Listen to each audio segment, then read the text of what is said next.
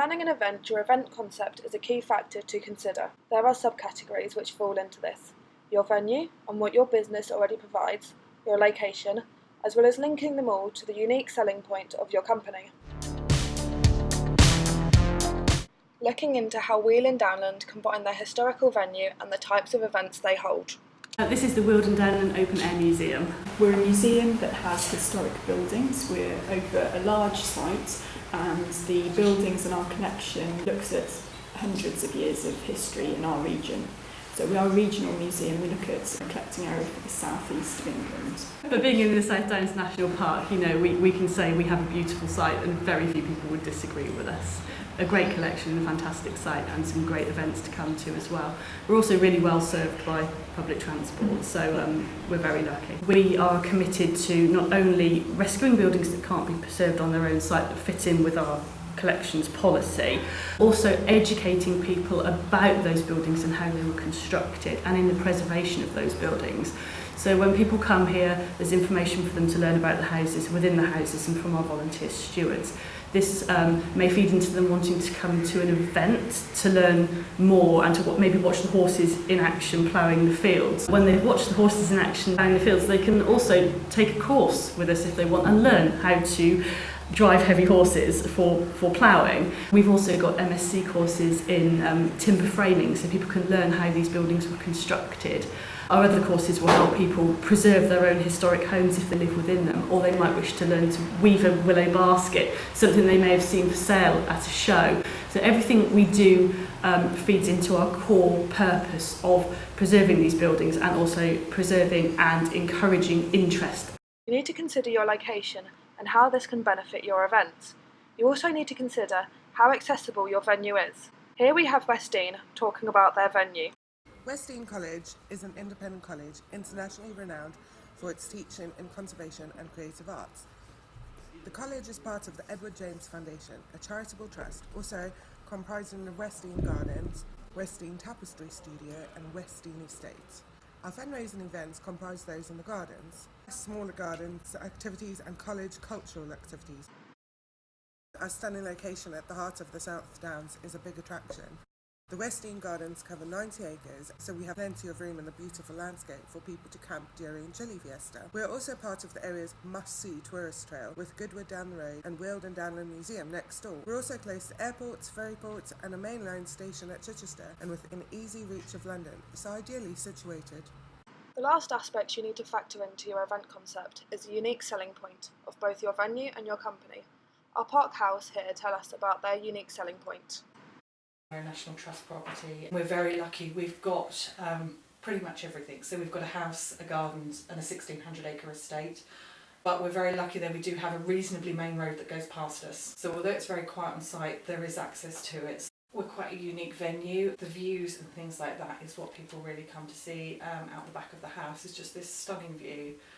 There's no other buildings on the landscape, so people come for that view because you can't get that anywhere else. They also like the planting and house, and just the whole ambience of the place is just really tranquil and lovely, and people come for different reasons because they come to walk. And again, at Bluebell time, you've never seen Bluebell Woods like it.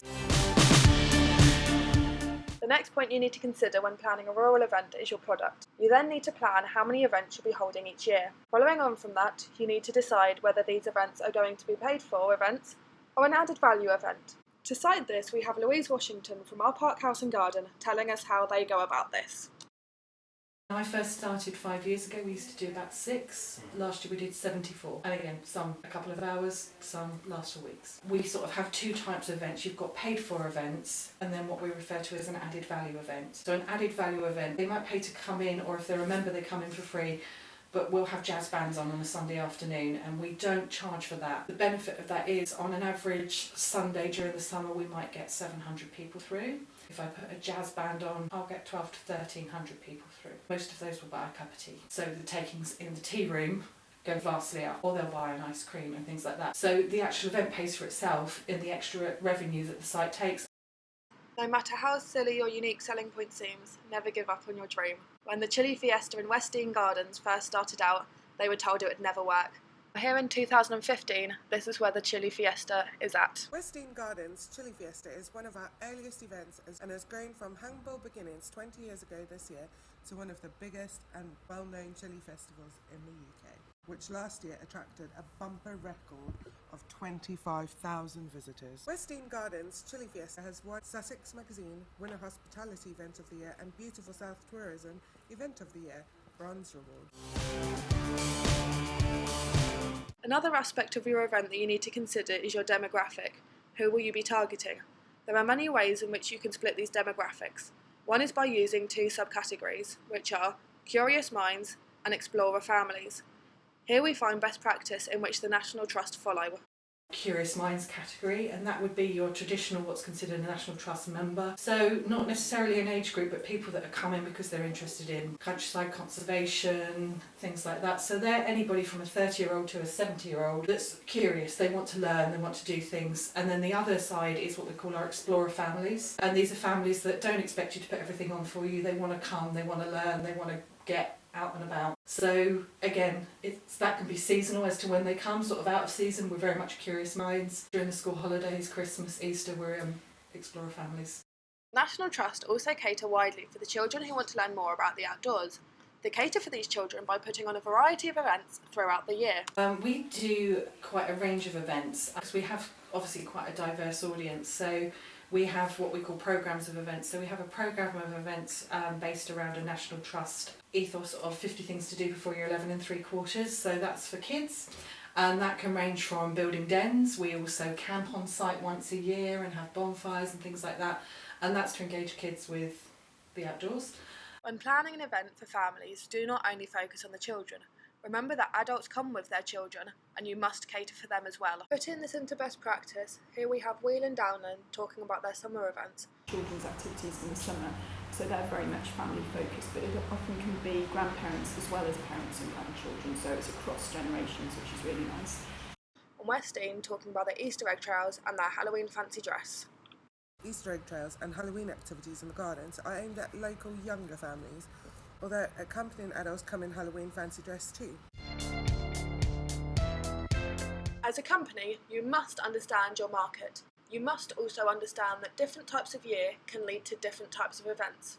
Here we have Jenny Rudd to tell us how Wheel and Downland plan their events through the seasons. The Autumn Countryside Show, obviously later on in the year in October, and we have a very popular steam fair in the summer as well. Christmas market is a popular one, and that's in mid-November. The ploughing with heavy horses in the autumn, it's got to be then, but people love to see the animals working. It does not take time to plan an event seasonally. Let nature do all the work. Have events based around the gardens in your venue, just like our Park House does each year. We've got an estate with the garden, so bluebell season in May is always really popular. That brings in lots of people, and again a lot of it goes around what's planted in the garden. So roses is always really popular, and then coming into this time of the year you've got autumn winter colour. There are many different ways to market your event nowadays, and the most effective way is through social media. How can you market your event to different demographics, especially the younger generation? Here we have how the National Trust markets their events. So through the National Trust media itself, we send out a magazine to all of our local members each quarter called Near You, and that lists all of our events. So a lot of the events will sell out just on the basis of that magazine, so I don't need to do any marketing for that. Other events, the bigger ones, the concerts and things, or when we want to try and attract new audiences, we'll do various marketing. So we use digital media, so Facebook, Instagram, Twitter. We also advertise digitally on some newspaper websites and print media as well. How do Wheel and Downland, a historical venue, market their events to a younger generation to engage them and make them want to attend their events? There are lots of ways in which we attract people to our events. We have traditional print media, so we're advertising there. Increasingly, we're doing more digital marketing on Facebook. In addition to the advertising, we'll also post pictures in the lead up to the event to give people a sense of how the event's being put together and to build a bit of excitement. And also after the event to encourage people that might have missed it to come to our next event. Photo sharing is obviously really popular now. We've recently set up an Instagram account and people are often sharing pictures of their trips here, which is just fantastic. And because it's social media, we can interact with them and show our support and like what they're saying about us. Obviously with marketing, it's important to try and work out if what you're doing is generating footfall, and that's difficult for traditional media, but we've definitely found that Facebook advertising is very cost effective in driving people here. By what methods did Westdean Gardens advertise the Chili Fiesta to make it such a successful event? We use traditional media, social media, website, videos, YouTube. So this proves that social media really is a successful way to market your event and reach a variety of demographics. It has also been stated by Wheel and Downland that they find it a cost-effective method of marketing. When planning your event, you must consider your critical success factors. To make these effective, you must link them back to your unique selling point of either your venue or your event. Here we have Kaylee Collier discussing the success factors to Westdean Gardens as a venue. Some great neighbours and a dedicated business network all work to create a successful economic and goodwill outcome for the local area. The truly amazing rural location which attracts people who want to relax and enjoy the countryside.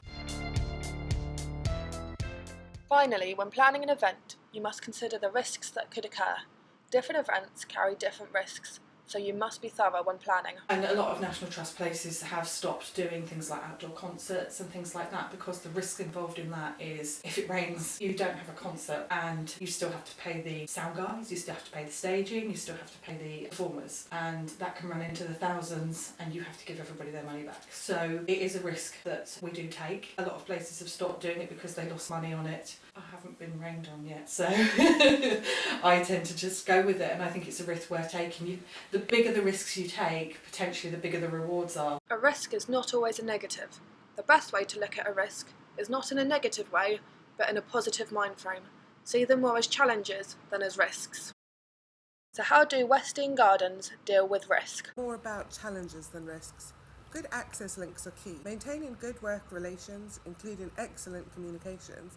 It's also an opportunity too to invite local communities to work with us. So we invite local producers to exhibit wherever possible, and the local primary school may have a stand at events to do their own fundraising. In a rural environment, you want to retain your local audience, but also need to attract an audience from a much wider area. So what we have learned from adding the risk aspect to our event is not to see it as a risk, however to see it as a challenge, and the bigger the challenge you take, the bigger reward you receive.